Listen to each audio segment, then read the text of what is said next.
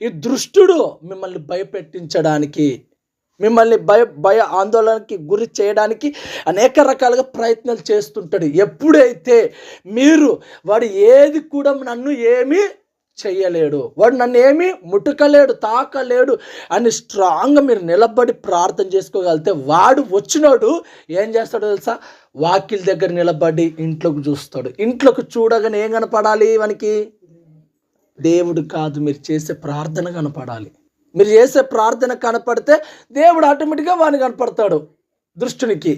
మీరు చేసే ప్రార్థన దుష్టునికి కనబడకపోతే వాడు ఎట్ట పారిపోతాడు? ఎట్లా మీ కుటుంబాన్ని వదిలిపెట్టిపోతాడు? వచ్చినోడు ఊరికే వదిలిపెట్టిపోతాడా?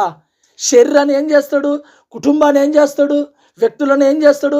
సమాధానం లేకోకుండా, ఆరోగ్యం లేకోకుండా, ఆర్థికంగా చితక కొడుతూ, నశింప చేస్తూ, ఒక రకంగా ఇండ్లుగా ఉండదు.